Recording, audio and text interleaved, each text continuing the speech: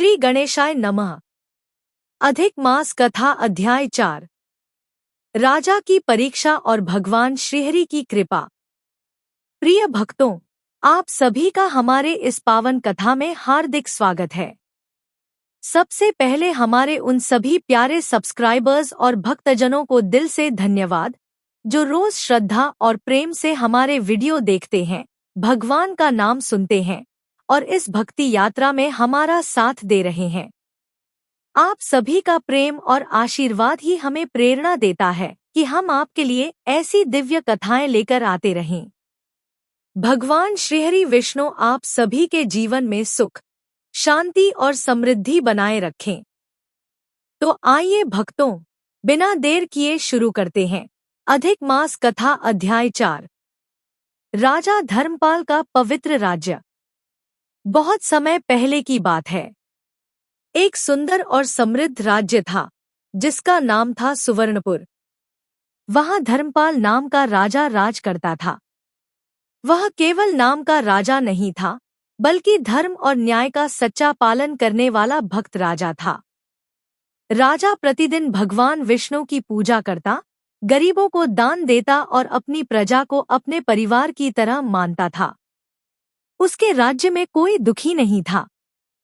हर ओर खुशहाली थी। जब अधिक मास आया, तब पूरे राज्य में उत्सव जैसा वातावरण बन गया। मंदिरों में घंटियां बजने लगीं, लोग भजन कीर्तन करने लगे और हर घर में भगवान विष्णु का नाम लिया जाने लगा।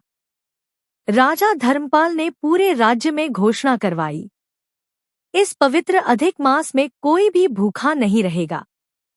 हर दिन गरीबों को भोजन कराया जाएगा और भगवान श्रीहरि का भव्य पूजन होगा। यह सुनकर प्रजा बहुत प्रसन्न हुई। राजा हर सुबह ब्रह्म मुहूर्त में उठता, नदी में स्नान करके पीले वस्त्र धारण करता और हाथ में तुलसी की माला लेकर मंदिर जाता। मंदिर में प्रवेश करते ही वह भावुक होकर भगवान विष्णु के चरणों में सिर झुका देता। वह गाता, हे प्रभु, मुझे धन नहीं चाहिए, केवल आपकी भक्ति चाहिए।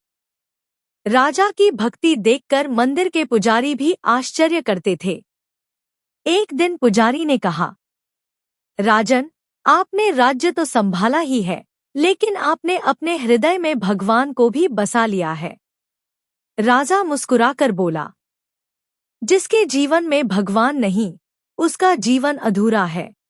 एक दिन दोपहर का समय था। मंदिर में भगवान को भोग लगाया जा रहा था। तभी मंदिर के द्वार पर एक बहुत बूढ़ा ब्राह्मण आया। उसके कपड़े फटे हुए थे, शरीर कमजोर था, आंखों में आंसू थे। वह कांपती आवाज में बोला, राजन, मैं कई दिनों से भूखा हूं। क्या मुझे थोड़ा भोजन मिल सकता है? राजा तुरंत उसके पास गया और बोला, ब्राह्मण देव, आप चिंता मत कीजिए, आपको अभी भोजन कराया जाएगा।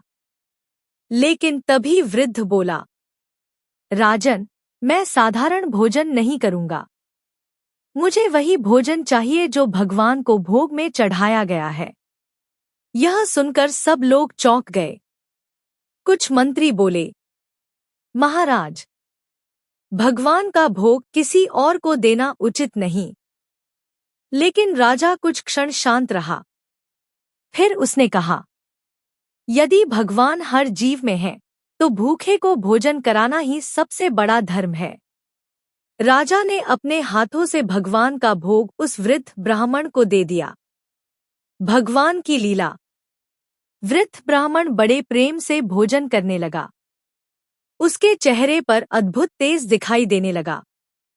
अचानक मंदिर के भीतर तेज प्रकाश फैल गया। घंटियां अपने आप बजने लगी। हवा में दिव्य सुगंध फैल गई। राजा आश्चर्य से चारों ओर देखने लगा।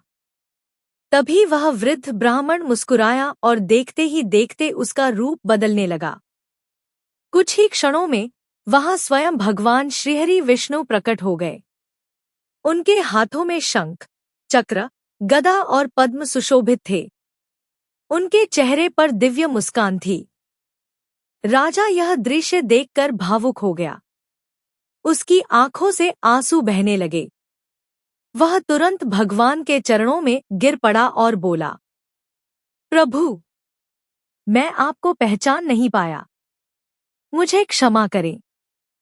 भगवान विष्णु बोले, राजन, मैं तुम्हारी परीक्षा लेने आया था। तुमने भूखे में भगवान का रूप देखा, इसलिए मैं तुमसे अत्यंत प्रसन्न हूं। भगवान बोले, जो व्यक्ति अधिक मास में दया, सेवा, दान और भक्ति करता है, उसके सभी पाप नष्ट हो जाते हैं। तुम्हारे राज्य में कभी दुख नहीं आएगा। तुम्हारी प्रजा सदैव सुखी रहेगी। राजा हाथ जोड़कर बोला, प्रभु, मुझे केवल आपकी भक्ति चाहिए। भगवान मुस्कुराए और बोले, जो मनुष्य सच्चे मन से अधिक मास की कथा सुनता है, उसका जीवन सफल हो जाता है। इतना कहकर भगवान अंतर्ध्यान हो गए। उस दिन के बाद राजा धर्मपाल और भी अधिक विनम्र हो गया। उसने पूरे राज्य में धर्म और सेवा का कार्य बढ़ा दिया। हर गांव में अन्नदान होने लगा। मंदिरों में कथा और भजन होने लगे। लोग दूर दूर से राजा के राज्य में आने लगे। सब कहते, यह वही राज्य है जहां स्वयं भगवान विष्णु प्रकट हुए थे। उसी राज्य में एक गरीब विधवा महिला रहती थी। उसका नाम गौरी था।